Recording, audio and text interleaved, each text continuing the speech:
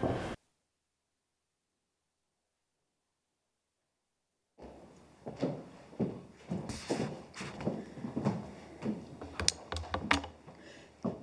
afternoon, everyone. I want to provide you with a further update on Scotland's response to the COVID-19 epidemic. And firstly, my apologies for the late start today, but there are a couple of issues that I want to address today in some detail, so please bear with me. And some of the information I'm about to share took a bit of time for us to verify this morning. Firstly, I can confirm that as at 9 o'clock this morning, there have been 2,602 positive cases confirmed. That is an increase of 292 from yesterday's figures. As always, we want to stress that these numbers will be an underestimate. A total of 162 people last night were in intensive care with confirmed or suspected COVID-19. That's an increase of 15 on yesterday, and a total of 1,282, which includes the intensive care patients, are now in hospitals with confirmed or suspected COVID-19 across Scotland. Now, I'm going to take a little bit of time today to talk about the figures of deaths that we are sadly reporting. But before I do so, let me stress that every single death from this virus is a tragedy, and my thoughts are very much with the families and friends of all those who have lost their lives. We know that one of the most difficult parts of having a friend or family member die from COVID-19 is that the very nature of this virus means that family cannot be there at the time of death. And as we have talked about previously, only limited numbers of family or friends are able to attend funerals right now. So it is a particularly cruel virus in that respect. If I can turn now to the numbers of people who have sadly died from coronavirus since our last update, and as I said, I want to spend a little bit of time on this today to ensure maximum understanding. The figure for today, based on our method of reporting so far, which, to be clear, comes from Health Board notifications of deaths with a laboratory confirmation of COVID-19, would be 10, which would have taken the total to 86. However, we've also been advised overnight of an additional 40 deaths that had not previously been notified due to delays in family liaison. And that means that the total number of deaths in Scotland is now 126. However, it wouldn't be accurate to add all of the additional 40 deaths to today's total. They will require to be distributed over a number of days, and we will seek to provide that further detail later today. However, to reiterate, it does mean that the total number of people with a confirmed COVID-19 diagnosis who have died in Scotland is now 126. I can also confirm today that because the numbers of deaths are unfortunately rising as the virus continues to spread, it is necessary to make some changes to the reporting system to ensure that as we go forward, it is as robust and as up-to-date as possible, and also as comprehensive as possible. So these two changes are as follows. Firstly, from now on, the daily figure of confirmed deaths reported by Health Protection Scotland will no longer rely simply on notifications by individual health boards. Instead, HPS will use validated National Records of Scotland figures.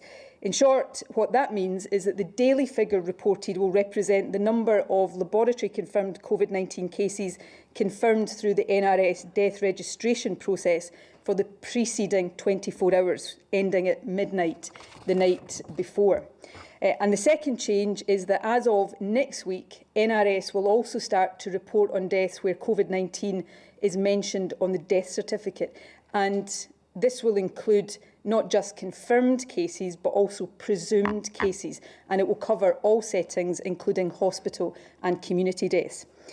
Let me also say that as the number of cases and deaths rise, the issues of patient confidentiality associated with small numbers become less relevant. So from next week, HPS will also be seeking to publish much more detailed breakdowns of these numbers, and we will give more detail of exactly what that will entail over the weekend.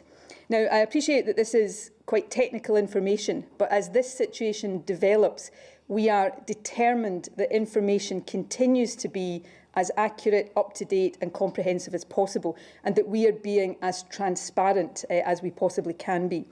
We intend to do a briefing for journalists over the next couple of days, specifically focused on death reporting, to ensure that any questions about these changes can be addressed and the basis of reporting as we move forward is fully understood. The two other issues we want to address today are also subjects, both of which rightly have attracted a great deal of attention. The Cabinet Secretary for Health will say more shortly about personal and protective equipment, or PPE, for those working in health and social care. Over the past few days, we've taken significant action to improve both the supply and the distribution of PPE to frontline staff. Today, Health Protection Scotland is publishing revised guidance on when and how that equipment should be used. This revised guidance is intended to build confidence in the health and social care workforce that they are being properly protected. The revised guidance has been produced on a UK-wide basis with input from Royal Colleges and expert scientific groups, and it reflects the more advanced stage we're now at in the spread of COVID-19.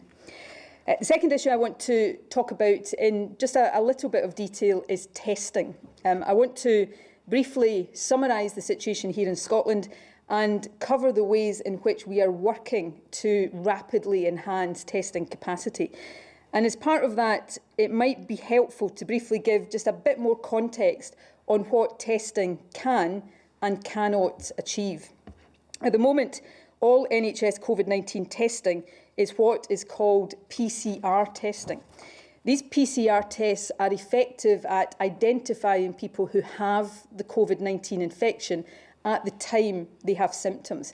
However, these tests cannot reliably detect the virus during the incubation period, i.e. before the person has symptoms, and they cannot confirm whether a person has had the infection once they've recovered from the illness.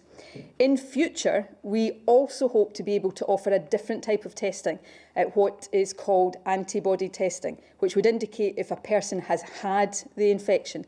Now, these tests are not yet available in a reliable form, but the Scottish Government is working with the UK on this, and we hope that validated tests will become available soon. But that means, as of now, we have three priorities for the diagnostic PCR testing that we do have available. As you would expect, we need to test those who are most seriously ill to support the care that they get. Secondly, we need to undertake testing so that frontline health and social care staff who have symptoms but not the virus can return to work if that is appropriate. However, when a healthcare worker is self-isolating because a family member has symptoms but they don't have symptoms, then testing the healthcare worker would not be effective. So on occasion, this strand of testing will involve testing family members of healthcare workers who have symptoms.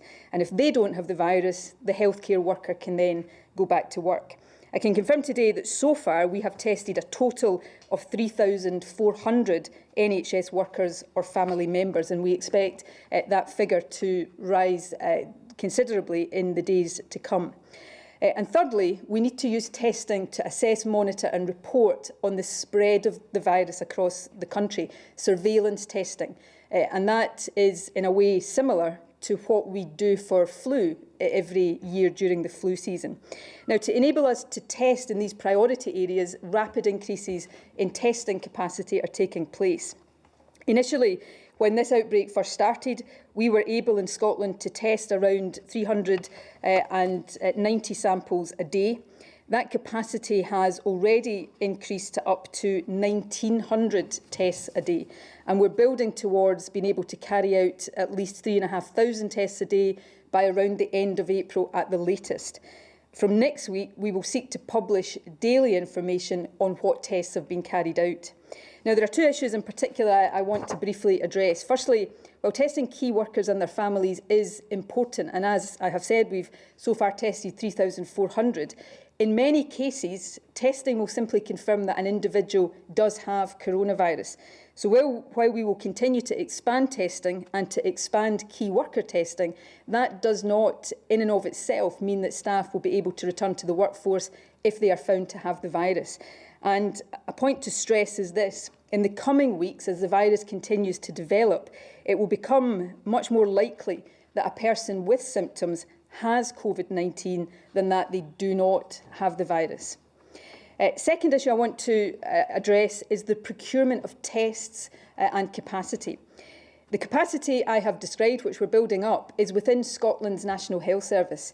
We continue to look at ways to expand that capacity ourselves and with other organisations, and we're also taking part in 4 country initiatives with the rest of the UK, which will further add to that capacity. But these are in addition to, not instead of building our own capacity in NHS Scotland. We're very grateful to every organisation that has offered laboratory space. However, we need to be sure that testing is done in a way that is both safe and meets high quality standards so that we can be confident in the results. That's why there are important due diligence issues that need to be addressed before any new laboratory can be used. And it's why National Services Scotland has so far prioritised the expansion of NHS capacity, but are engaging as a priority with external laboratories that are better placed to meet these criteria more quickly. We're also considering how we will use more extensive testing, including antibody testing, as part of the strategy to take the country out of lockdown, though I must remind people that that may not be imminent. I want to close by once again acknowledging the extraordinary contribution of our health and social care workforce. This evening, I, along with people across the country, will again take the time to applaud the fantastic work they're doing. As a further show of appreciation, this Scottish Government building, St Andrew's House, will light up in blue. That will happen this evening and every subsequent Thursday in the weeks ahead. It's one small way of expressing our respect and our deep gratitude for those on the front line. But as I've said before, the single most important way we can show support for health and social care workers is by staying at home. By doing the right thing and by limiting contact with other people as much as possible, we can all do our bit to slow the spread of the disease, protect our NHS and save lives. This, unfortunately, is not a quick fix. We all want this phase of our lives to be over as quickly as possible. But much as I'd like to stand here and say otherwise, it is unlikely that this will be in just a few weeks. We are in this for the long haul. Hopefully, as we gather more hard data on how the virus is spreading in Scotland and on what impact these lockdown measures is having, we will be able to be more precise about when and how we can start to get back to normal. We will share as much of that analysis as soon as we can. But I want at every stage to be giving you our most informed analysis, rather than just telling people what we all want to hear and then having to downgrade that later. So please, everyone, I know how tough this is, but please, please stick with it. You are helping us to save lives. Let me again thank everyone across the country who is playing their part. Your efforts will continue to be really vital in the weeks ahead as we fight this battle against coronavirus. Thank you very much indeed. I'll hand over now to the Chief Medical Officer and then to the Health Secretary. Thank you, First Minister.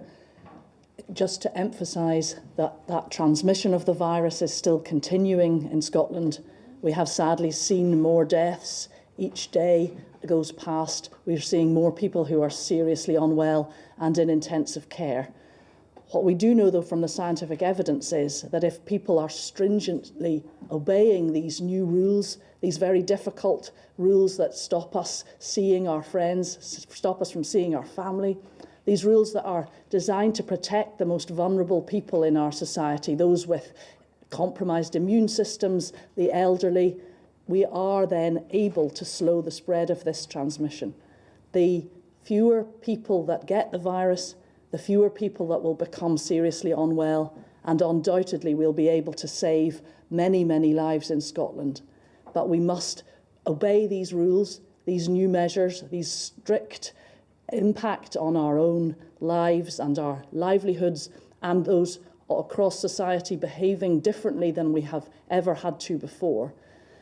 The more we comply, the longer that the better that those measures are going to reduce the transmission of the virus, and that length of time that we have talked about of at least 13 weeks, we would be able to lift some of the measures potentially after that 3-month period if people are complying And if we're able to see that that viral spread is slowing and the number of people seriously unwell and the number of people dying will reduce.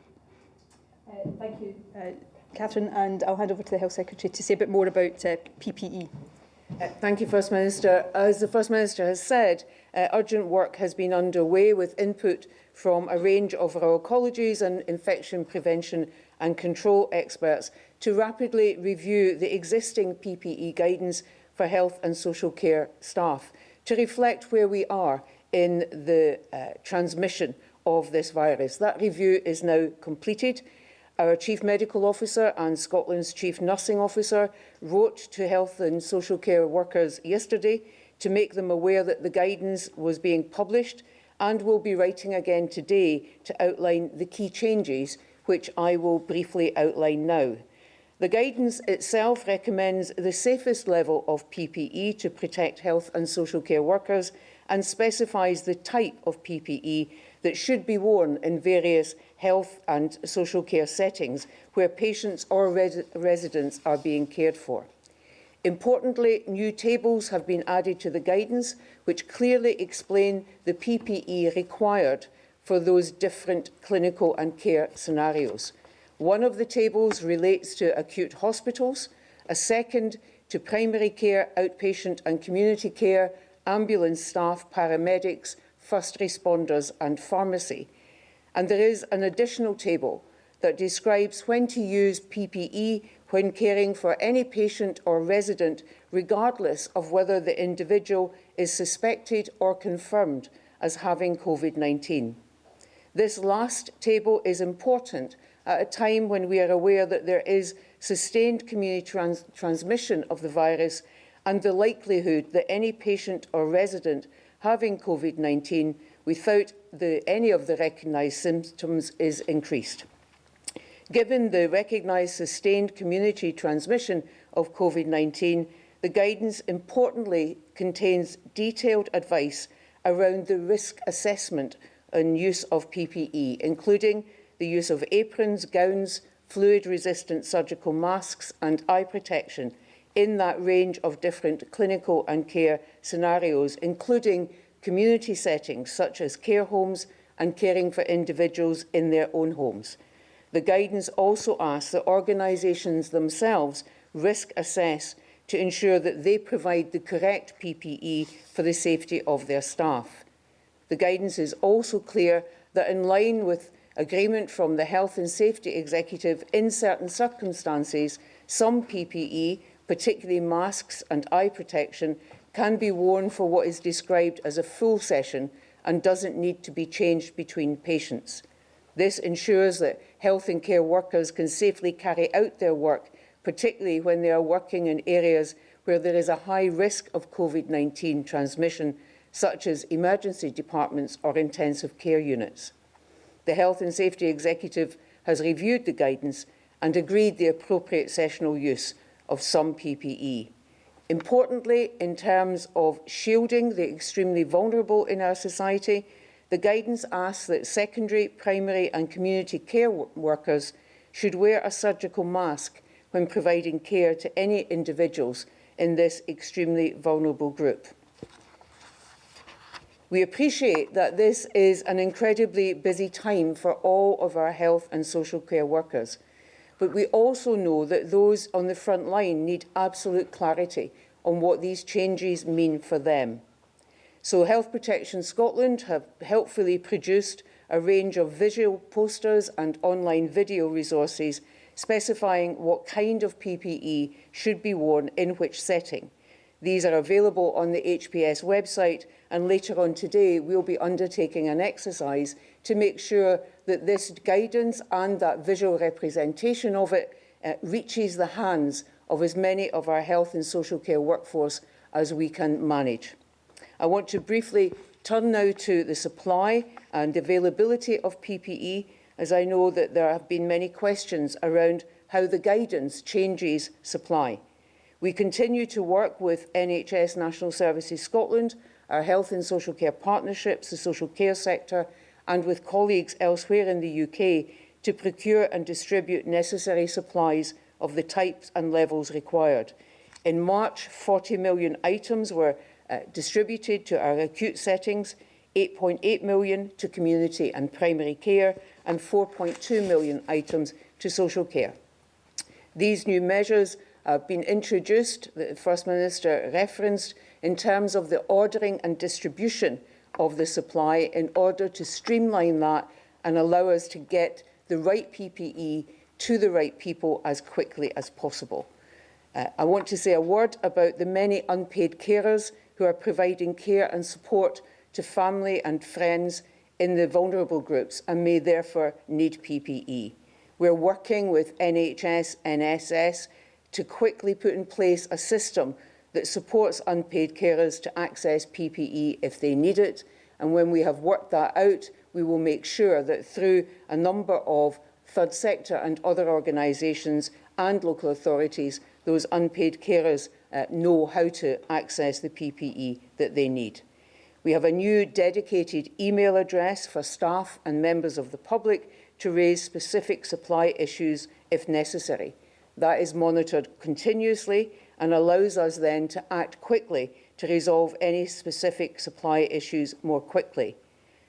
Finally, I want to take this opportunity to say that this area is of the utmost importance to me as the Health Secretary, to the First Minister, to the Chief Medical Officer, to all of us in government, to make sure that as those health and social care workers work to keep us safe, we do everything we can to ensure that they have the personal protective equipment they need to keep them safe. Okay, thank you very much, Cabinet Secretary. I'm now going to take a number of questions. We have a large number of questions today from journalists who are joining us online. So, again, if I can appeal to journalists, if your question has already been asked by somebody before you, please don't feel that you have to repeat it, and then we'll get through as many questions as possible. I'll go firstly to Kieran Jenkins from Channel 4 News. First Minister, contact tracing appears to have been stopped in Scotland, contrary to what the WHO recommends. What exactly is the trigger for starting contact tracing again? And do you know how many contact tracers are trained and ready in Scotland to perform this vital role? Well, I'm not sure that it is correct in terms of what you said about the WHO, but I don't want to get into a situation where I'm speaking for them. That would not be appropriate to do. But we set out probably the best part of a month ago in the Four Nations strategy that was published, the different phases of dealing with this epidemic. The first phase, which we were in at that time, was the contain phase. And what happens in the contain phase is that when a case is confirmed, all of their contacts, and remember there was a definition of what a contact was, it wasn't simply somebody they'd passed in the street, were traced and given appropriate advice and where necessary testing as well. And that happened throughout the contain phase. We then moved into the delay phase, which happens when transmission of the virus is considered to have reached a certain stage. And at that point, that contact tracing does not continue to happen, because we go to a situation of presuming that people with certain symptoms have the illness and ask them proactively to isolate. So we're not having to contact people who have been close to somebody with a confirmed case of the virus to say you should be isolating. We are asking everybody with symptoms to isolate. And of course, everybody with symptoms is being asked to isolate for 7 days. And if you're in the household of somebody with symptoms, for 14 days. So that's the appropriate approach that we take in the delay phase. As we start to come out of the current phase of the lockdown measures, and we don't yet know when that will be, and as I said earlier on, I don't want to give people false expectation about the timescales we are talking about here. But when we come out of that, and we're already starting to think about the tactics that will be deployed there, then the use of testing and going back to a situation where we're effectively trying to contain again, and testing and contact tracing becomes much more relevant again, it is likely to be the case. And we'll, of course, go into more detail about that as and when we get to that stage. So that's the situation that was set out in terms of the different phases of tackling this epidemic in the action plan a few weeks ago. Can I go now to Peter McMahon, ITV Border? First Minister, the Deputy Chief Medical Officer for England last night told my colleague Robert Peston that testing was, quotes, a side issue and that social distancing is what matters. Now, we know from the facts that Scotland, and in fact the UK, is doing far less testing than other countries like Germany. Is it the case that you and indeed Boris Johnson have simply made the wrong call when it comes to testing and social distancing? No, and with respect, I think you're confusing a couple of different issues there, but let me try and take them directly, and then I'll hand over to the Chief Medical Officer who can say more about this. Firstly, I didn't see the comments that you refer to with the Deputy Chief Medical Officer of England, so I don't want to comment on them. I'll speak for myself, and I'm not speaking for her, nor am I speaking for Boris Johnson. But I don't think testing is a side issue, but I think it is important, as I've tried to do today, to be very clear about what testing can and cannot achieve. So it tells us right now whether somebody who is symptomatic has the virus or not. It doesn't allow us to tell us that somebody is going to develop symptoms, nor does it allow us to tell when somebody's recovered whether they've had the virus. So I think it's really important that we don't overstate what testing can achieve. Secondly, I don't think it is an either or between testing and social distancing, because regardless of how much testing is being done in a country, what you are saying to everybody that the best way of slowing down the spread of this virus is social distancing. And that is true of people who are confirmed positive cases, but also true of those who have symptoms that might be indicative of the virus, and actually for all of us, because we're breaking the chain of transmission by complying with that social distancing advice. So it's not a choice between these two things. And lastly, in terms of where we are with testing, we have very rapidly expanded, quite dramatically, the testing capacity we've got. At the outset of this epidemic in Scotland, we had the capacity to do under 400 tests a day. That is now almost 2,000 a day, and we're building that up rapidly beyond that. What I also tried to set out clearly in my opening remarks was some of the reasons why it does take time to build that capacity, because not all tests that people might think are available are reliable. If we are to have testing as a positive part of our strategy, we've got to be able to rely on the tests, and we've got to make sure that the laboratories in which those tests are being processed are meeting the required standards. So we've been working at pace to build that capacity. I think in Scotland we are, if I look at the most current figures, I think we're slightly ahead of other parts of the UK in terms of the amount of testing we are doing, but we want to continue to expand that, and that's why we remain focused on the steps that I've set out. Chief Medical Officer, do you want to add anything to that? Thank you, Peter, for the question. I didn't hear the Deputy Chief Medical Officer in England's comments either, but I have been saying and advising the First Minister and the Cabinet Secretary for several weeks now about the distraction that I think the focus on testing may become. The testing is extremely useful, but it is only going to be positive within a short window of perhaps 48 to 72 hours while somebody has symptoms, because there needs to be an amount of virus in that person to be able for that to be detected.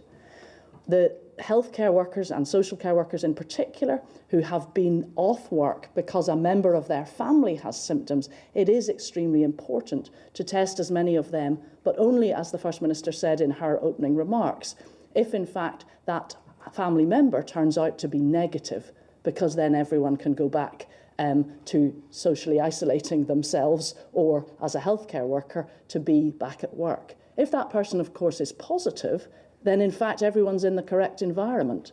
They're staying away from interacting with other people.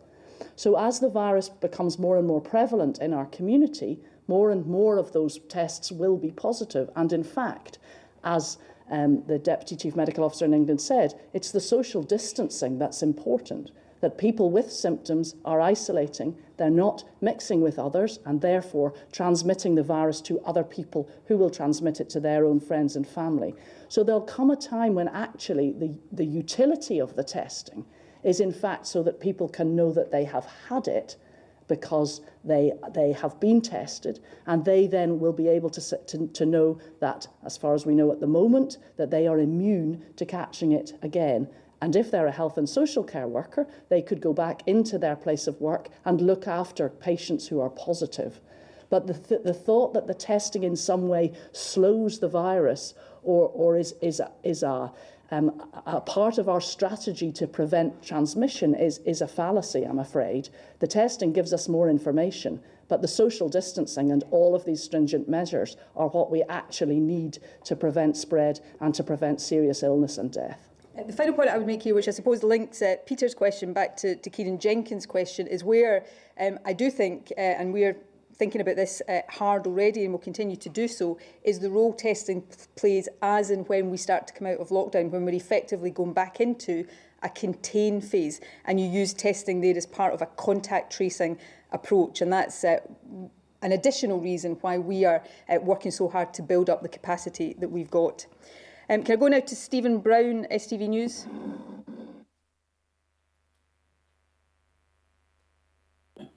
Yeah, I just wondered if, in terms of those additional 40 deaths that have been updated, where have they come from? Have they come from a particular area of Scotland? Is it predominantly from a care home setting? It's from a particular laboratory. What we're HPS are looking to do just now is make sure we can distribute them appropriately across the different days. So what I can say just now is that while, yes, it takes the total number of deaths to a higher number than today's number would take it to, it would not be accurate to say that they are all part of today's figure. So we hope later today to be able to provide you with that information of how those figures should be distributed. Fiona Walker from BBC. Thanks, First Minister.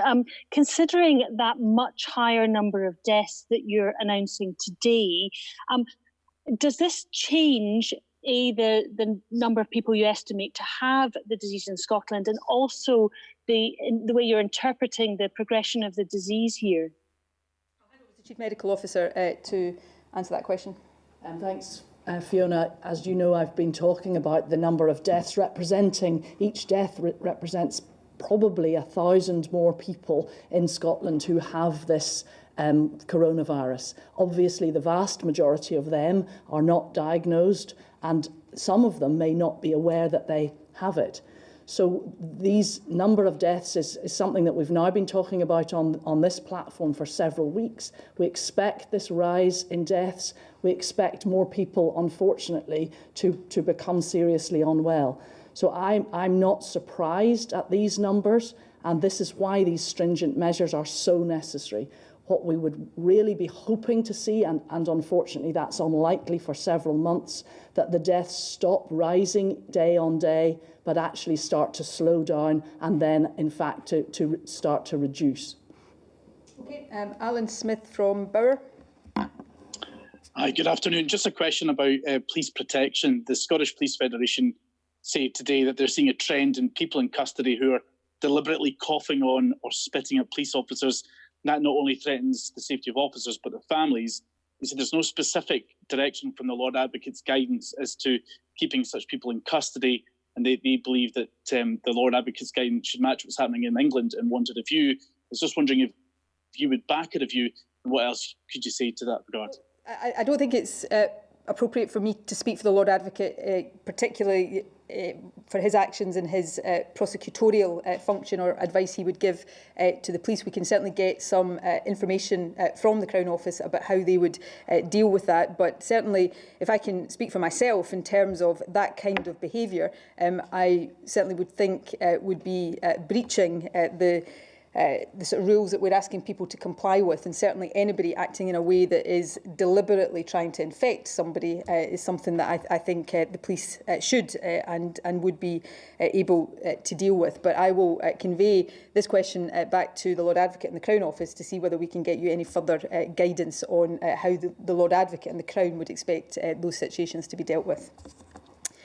Greg Fluker from Wave FM. Thanks, First Minister. Apologies if this question has been asked already. I had a slight connection issue. We're being asked every day to report on the number of people who have actually recovered from the virus.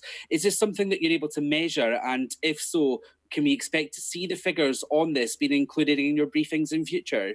I'd be very keen to give details on the number of people who've recovered. I desperately want to be able to stand here and give good news as well as less good news, but I more than anything want to be standing here and giving frank and open information to people. What we are looking at, particularly as cases rises and issues of patient confidentiality become less relevant, is how we can provide much more granular detail of the figures that we're publishing. I'll ask the Chief Medical Officer if she has a view on how realistic it is to be able to report on people who have recovered, but if it was possible, we would certainly look to see if we could do it. Of course, we don't know about people with mild symptoms in the community, and we don't know how they have progressed with their disease. Usually, it's within 7 days that those people would recover if they have got mild symptoms. We would expect at the moment our hospitalised patients really to take 2 to 3 weeks to recover. They are probably in hospital for at least a significant proportion of that time, and before they are discharged they have further testing to make sure that they're not still shedding virus and are not still infectious to other people were they to go home. What we would do when there are increased numbers is we would be able to report on how many people are being discharged from hospital having recovered. But unfortunately, as I've said already, that will not be an estimate of the people in the whole of the country, but just those who've been much more seriously unwell. But we will certainly consider whether it is possible to give information or even approximate information of that type. Paul Smith from LBC. Thank you, First Minister. When it comes to PPE, NHS staff are being tested to ensure that the visors and face masks fit them correctly. And if they fail the test, they're not being given the equipment. So where does that leave them? Well, they should be given equipment that is properly fit tested for them. As the Health Secretary has just outlined, there's revised guidance being published today, which is all about trying to increase the confidence that health and care staff has. But I'll ask the Health Secretary to say a bit more about that. So it is only the FFP3 mask that has to be fitted to your face, and that's because it forms a seal between your skin and itself. And that's necessary for healthcare staff in particular clinical situations where aerosol-aided procedures are being used. There's a machine also that can confirm whether it is fitting properly or not. In those circumstances, if the mask that has been fitted does not fit, then that healthcare worker should be given new equipment and that it fitted and tested again. And where there are instances where that's not the case, then part of the reason for setting up that dedicated PPE email address is for people to come direct to us. It is monitored continuously with any specific instances like that, so that we can then intervene and resolve the problem, because that is not something that should be happening. People who are working in those settings, in any of health and social care settings, should have the PPE they need. Our job is to make sure it's distributed quickly and well to them, and that when it arrives, that they're able to access it and use it. Okay, thank you. Neil Puran from PA. Thank you. You mentioned that from next week, NRS would start recording cases where COVID-19 was mentioned on death certificates. Are we expecting quite a large rise in the number of deaths recorded when that comes in, as there'll be several weeks' worth of data up until now? I don't think I'm going to speculate on exactly what we would expect from that. I think it's probably safer and wiser to wait for the actual publication, and so that we can then talk about the numbers as they are. It will clearly, both at that point and on an ongoing basis, increase the number of deaths, because we're taking a more comprehensive overview encompassing not just confirmed but also presumed, and all settings, not just hospital but community settings as well. But I don't think I would want at this stage to be speculative about exactly what that will show. Next week, when we have that information, of course we can cover it at one of these briefings and answer questions on it at that time. Tom Martin from the Daily Express. Good afternoon, First Minister. Just going back to the testing of NHS workers, you mentioned there the 3,400 figure to date, and I was just wondering, do you think there's a lack of readiness in building up capacity given, I think you said at the start of the outbreak there was only capability for 400 tests a day? No, I don't think there's been a lack of readiness. Before this outbreak, we, as will be the case with other healthcare systems in the UK and indeed in other parts of the world, will have had a certain laboratory capacity. And I recall, if I cast my mind back to more than a decade ago when I was Health Secretary and we had the swine flu pandemic, I remember then that we had to build up laboratory capacity, although thankfully then we didn't have the same kind of scenario unfold as we're facing right now. So, we're building up capacity to deal with the situation we're facing. We are doing that as quickly as possible, and the build-up has been rapid, but as I tried to outline, there are quality and due diligence issues that have to be gone through to make sure that the testing we are doing is reliable, because having tests that lead to unreliable outcomes is obviously not a position we want to be in. So we're taking this work forward as quickly as possible. Tom Peterkin from the P&J. Good afternoon, First Minister. The UK government has suggested it is leading on ventilator and testing procurement and distribution, but the Scottish Government has said this is untrue. I just wondered if you could give some clarity on that, please. I think we've tried to give clarity to this, and I don't think there's any great mystery here. So let me have another go. The Scottish Government is doing our own procurement of ventilators and testing kits and capacity. And so on ventilators, we have a number of orders in with different companies that are already manufacturers of ventilators, and we hope and expect to see those orders fulfilled in the coming weeks. And I gave some information of that in Parliament yesterday. The same is true of testing. So that's the case. Over and above that, and in addition to that, we are taking part in four-nation procurement, which the UK government will lead on, both on ventilators and testing. So, for example, I spoke about it in Parliament yesterday, about a new testing laboratory that has been established in Glasgow and will become operational over the next couple of weeks. That is as part of a four-nations approach to a commercial initiative to add increased testing capacity. So it's not one or the other. The four country approaches we're taking part in are over and above our own procurement, and I hope that is clear for everybody watching. Simon Johnson of the it says the Times on my list here. Simon Johnson of the Telegraph. Yes, I should think so. Thank you very much. I just wanted to go back to testing again. One of the criticisms levelled at the UK government First Minister of the lack of testing there has been that it's meant that NHS staff are needlessly self-isolating when they've got different bugs other than coronavirus. I just wondered whether the same criticism could be levelled at the Scottish government, and whether the figure of 3,400 out of approximately 70,000 is far too low. Well, in taking the last part of that question, we can only test the numbers that we have capacity to test. And I'm trying to set out very clearly the reasons why it takes a bit of time to build that capacity.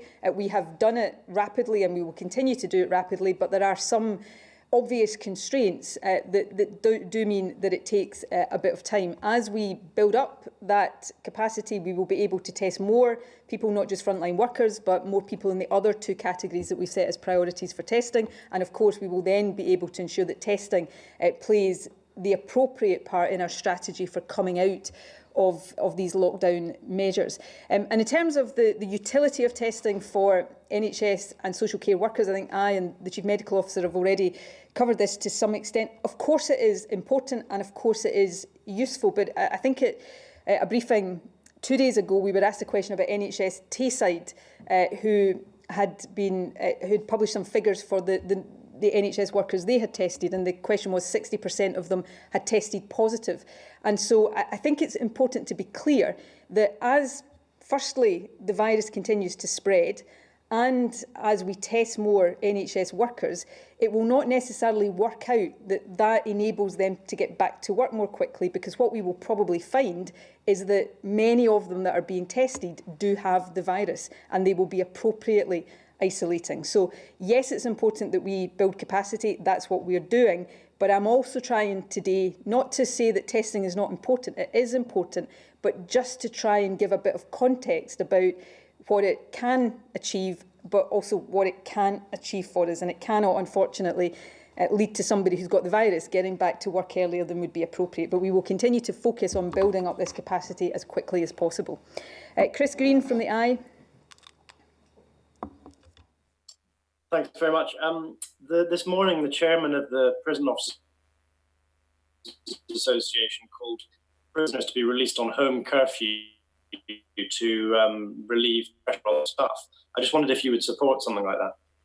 Chris, my apologies, your link was not particularly good there, so I wasn't hearing clearly your question. I'd got that it was about Prison Officers Association and prisoners being released early. If I'm about to answer the wrong question, my apologies for that, and we'll try to answer your question later. We obviously took powers in the emergency legislation that was passed in the Parliament yesterday. We are monitoring the situation in our prisons very carefully. Hamza Yousaf, the Justice Secretary, is doing that on a daily basis and discussing that daily with me.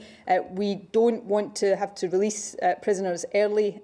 If we don't have to do that, it would be a last resort. But of course, we need to continue to make sure that our prisons are safe places for those that are in them. So we will continue to consider these issues very carefully. As I say, if that wasn't answering the question you answered, please let us know later and we'll get you further information. Chris Musson from The Sun. You talked about family liaison issues and an issue at one laboratory, I think you said, for the 40 deaths not coming to light. Can you explain in simple terms how this error has come about, just in plain English? And because this sounds, very much like you might have lost track. It doesn't mean that, and I hope both in terms of the information we give just now and further detail that we can provide later, we will assure people that that is not the case. I think I'd referred to this in my earlier statement. Part of the cruelty of this virus is when people are in hospital and when they're dying, their family members are not able to be with them.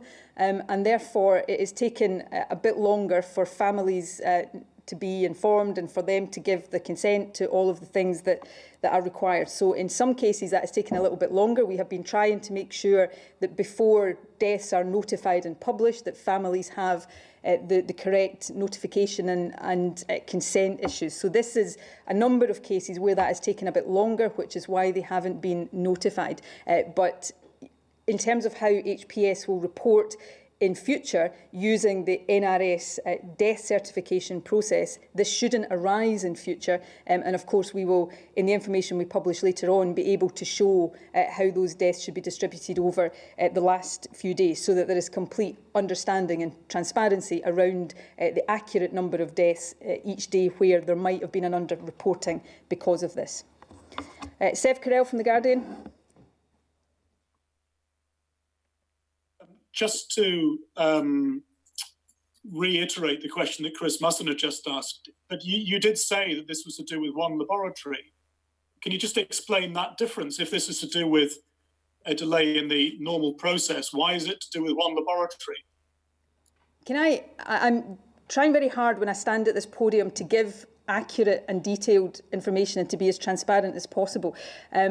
This is an issue that we are still, and that's why the briefing is slightly delayed today, we're just still trying to verify all of the information around this so that we can present this information absolutely clearly. So I'm not going to stand here right now and try to give answers to questions when I don't have all of the detail of the information. But people should be absolutely certain in one thing, and that is I want to be as transparent around this as I possibly can be, because it is in everybody's interest that that is the case, because I am relying on people across the country doing the right thing. So we will get more information, set that out. This is something that doesn't affect the overall trends of the virus that we see here, but we want to be very clear about these figures on a daily basis, because it's important we are. So bear with us, and we're trying to provide information as accurately and as robustly and comprehensively as possible. Alistair Grant from The Herald. Hi there. Mervyn King, the former Governor of the Bank of England, has warned that a lengthy lockdown is unrealistic and could lead to people rebelling against it. I think he said ministers need to work on an exit strategy. What is the Scottish Government's exit strategy, and are there concerns about social unrest if this lockdown goes on for months on end? Well, I don't want the country to be under these lockdown measures for a single minute longer than is necessary. but nor do I want to tell people we can come out of them prematurely, knowing that if that is the case, we risk a flaring up of this virus again that will put more lives at risk. So we are already thinking about how, when the time is right, we come out of this, what the tactics and strategy for that would be. But it is frankly not possible right now to say when that will be precisely and what exactly that strategy will be, because we have always said that it will take some time, 2 to 3 weeks of these lockdown measures, to know what impact they're having. And we need to know what that impact is. We need to know what that is doing to the spread of the virus, what it is doing to the timing and expected scale of the peak of the virus, in order that we can take these decisions in an informed way. So as I said earlier on, again, we will share that analysis and what it tells us about when and how we come out of this phase as quickly as we can. But again, I'm asking people and I'm relying on people continuing to do the right thing. I know how incredibly difficult it is. So it's really important that I don't stand here and say we'll be out of it in a couple of weeks to make people feel better today, knowing that I'll have to stand here a few days from now and say actually it will be longer.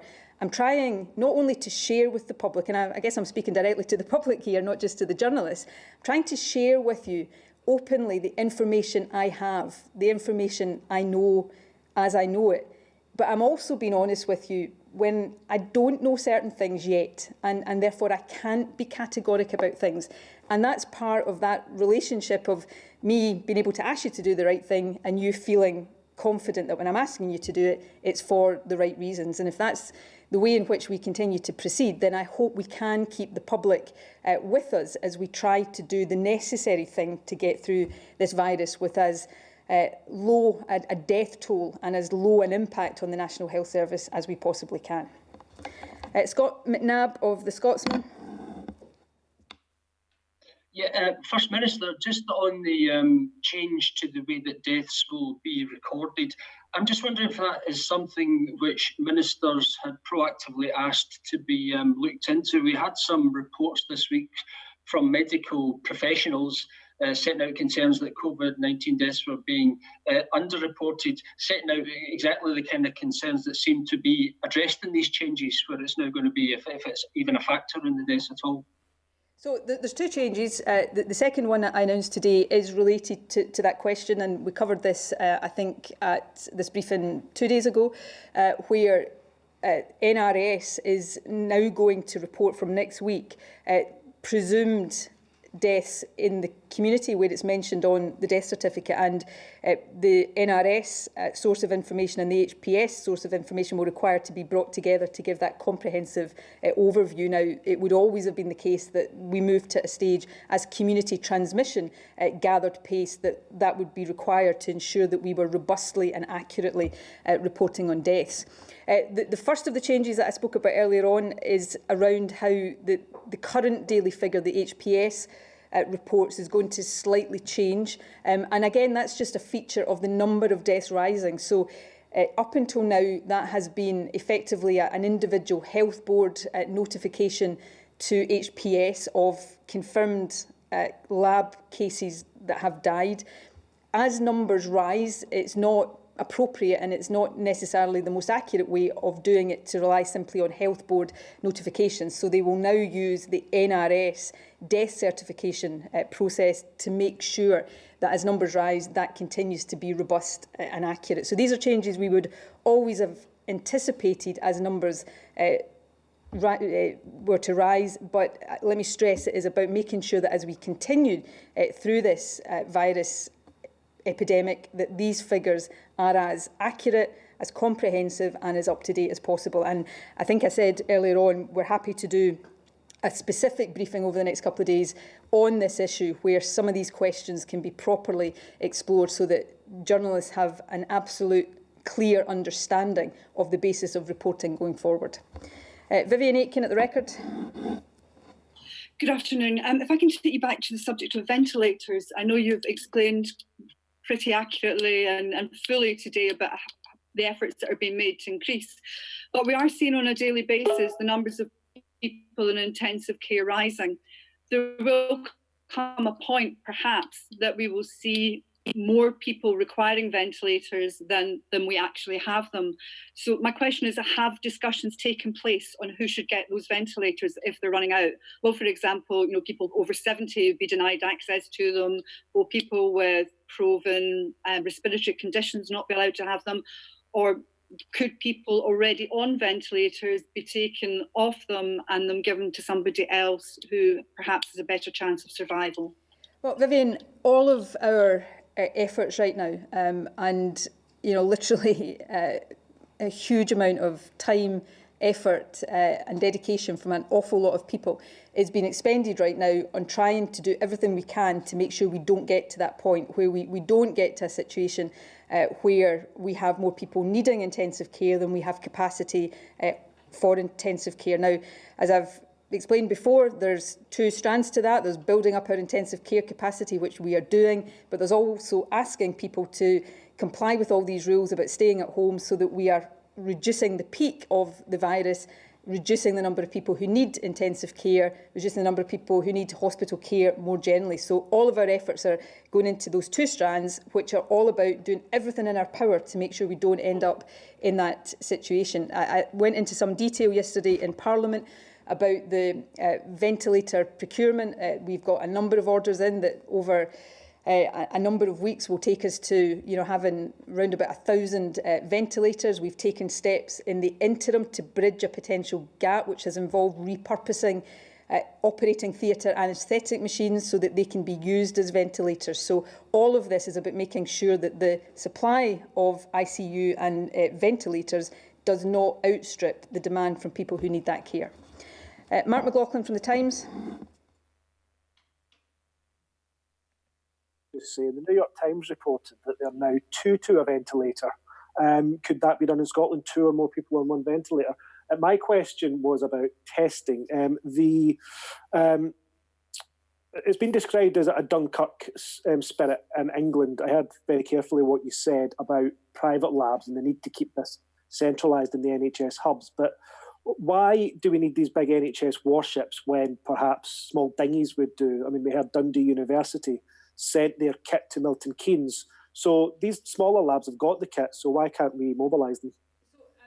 Thanks for that question, Mark. I'll maybe hand over to CMO on this, but just to be clear, we're not saying it's all one thing or the other. The Health Protection Scotland has focused on expanding the capacity of NHS labs first, I guess, is a priority because that's the quickest thing they can do, because the issues of due diligence and quality can be much more quickly dealt with in labs that already operate in this area. But we are also exploring additional capacity, whether that's in the academic or the commercial sector, and there are other initiatives underway there. So I don't want anybody to get the impression that it is either or. We want as much capacity as possible from wherever we can get it. We just want to make sure that it is doing the job we need it to do so that the testing we're doing is reliable. Do you want to add? Yes, thanks, Mark. The Chief Scientist for Health, Professor David Crossman, is leading on this work for me. He has been speaking to all of our universities across Scotland.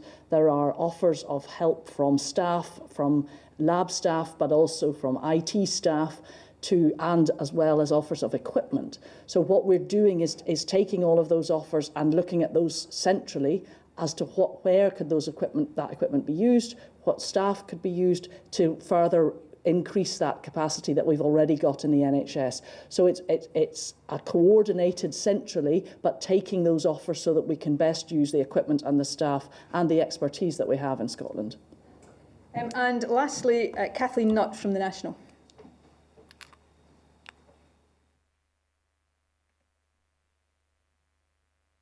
Hello there, First Minister. Hello, can you hear me? Yeah. Hello, First Minister. I'm just looking at the issue about the temporary hospital, and as the number of cases increase across Scotland of COVID-19, are there any plans to open a second temporary hospital, or are there any plans under consideration to look at a temporary hospital, say, in the Edinburgh area? And if so, which sites? Not at this stage. Obviously, we keep all of this under ongoing review, but we, within our existing NHS hospital network, are taking forward plans which involve reducing delayed discharge, postponing non-urgent elective treatment to make sure we've got 3,000 beds that are for dedicated use of COVID-19 patients, and that is within our existing hospital network. As a contingency, we took the decision to create the new temporary hospital at the SEC, the NHS Louisa Jordan, as it's now called, and that work is underway. I think it's important we have that as a contingency. I think it is likely, it is not certain, it is not guaranteed, but it is possible that we will never have to use that hospital because the capacity we're creating within our existing hospital network is sufficient.